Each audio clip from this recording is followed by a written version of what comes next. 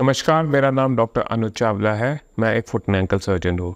आज हम बात करने वाले हैं कि अगर आपको एंकल में इंजरी हो जाए तो आपको इमीडिएटली उस समय क्या करना चाहिए और क्या इमरजेंसी में मैनेजमेंट होगा अगर आपको ऐसी कोई इंजरी हो जाए तो देखिए, एंकल स्प्रेन या twisting of the ankle is one of the most common sports related या not just sports, even sedentary lifestyle में भी एक ही सबसे कॉमन इंजरी है कि जिसमें पैर आपका मुड़ जाता है। तो जब पैर मुड़ता है तो उसमें इंजरी किसी भी तरीके की हो सकती है। एक सिंपल एंकल स्प्रेन, जिसको हम लिगामेंट को कहते हैं, इंजरी हो जाना या लिगामेंट स्ट्रेच हो जाना, से एक एंकल फ्रैक्चर या फुट फ्रैक्चर कुछ भी हो सकता है। तो जनरली एक डिक्टम यही बोला जाता है कि अगर आपको एंकल स्प्रेन हुआ है या आपको कोई स्टेबल फ्रैक्चर है तो आप चल पाएंगे, लेकिन कोई भी अनस्टेबल फ्रैक्चर है उसमें आप चल नहीं सकते। बट इसका मतलब ये है, ये बात समझिए कि इवन अगर आप चल सकते हैं तो भी आपको फ्रैक्चर हो सकता है, स्टेबल इंजरीज हो सकती है। तो अगर आपको कभी भी कोई ऐसी इंजरी हो तो सबसे पहली बात है कि आपको ये एक बारी खुद से ही आपको सिवियरिटी का पता चल जाएगा। अगर आपकी चाल में कोई भी लड़कपन, कोई भी लिम्प नहीं है तो इसका मतलब है मोस्ट लाइकली इंजरी माइनर सी हो सकती है। तो स्वेलिंग भी अगर माइनर है तो सबसे ज़रूरी और सबसे पहली चीज़ जो करनी है वो आपको एक क्रेप बैंडेज लगानी है और आइसिंग करनी है। आइसिंग यानी बर्फ़ का सेक।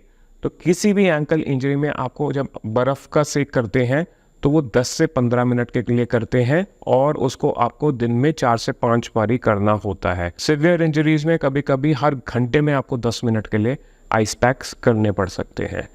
अगर आपका उसके बाद लगभग एक आध दिन में अगर पेन सेटल हो जाता है तो इसका मतलब है कि कोई माइनर सा स्प्रेन ही हुआ, और अगर आप डॉक्टर के पास नहीं गए हो तो शायद सब कुछ ठीक ही रहे।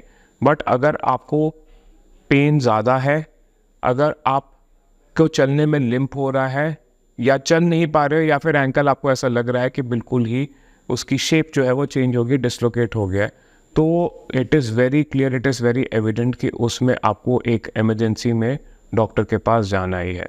तो जब भी आप इमरजेंसी में जाते हैं, सबसे पहले जो वहाँ पे जो टीम होती है, इमरजेंसी की टीम, वो आपको एक पेन किलर दवाई या एक इंजेक्शन लगा के जिस एरिया में सबसे ज़्यादा दर्द है उसका एक्सरे करेगी। वो एक्सरे के बेसिस पे फिर डिसाइड होता है कि उसमें क्या फाइनली ट्रीटमेंट होता है। तो 80 to 90% ऑफ द केसेस में जनरली इंजरीज जो है वो माइनर फ्रैक्चर्स या फिर नो फ्रैक्चर हो सकते हैं, जैसे कि एंकल स्प्रेन। अगर कोई फ्रैक्चर नहीं है, पेन बहुत ज़्यादा है, तो हफ्ते से 10 दिन के लिए हम एक प्लास्टर दे सकते हैं। अदरवाइज एक बूट आता है जो कि रिमूवेबल होता है, हम जनरली वो देते हैं।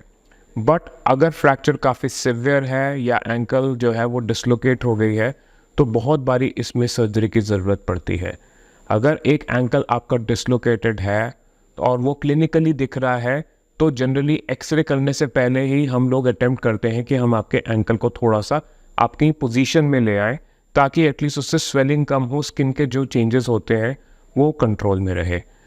फिर एक्सरे करके अगर ऐसा कोई फ्रैक्चर लगता है कि जिसमें ऑपरेशन की ज़रूरत पड़े तो हमारे को further investigations like CT scan करनी पड़ सकता है। अगर हम किसी फ्रैक्चर के लिए अगर हमारे को स्वेलिंग ज़्यादा है और हम उसे बिना ऑपरेशन के ट्रीट कर रहे हैं, तो अगर स्वेलिंग ज़्यादा है तो कभी कभी हम शुरू में कच्चा प्लास्टर लगाते हैं और स्वेलिंग कम होने के बाद एक पक्का प्लास्टर लगा देते हैं।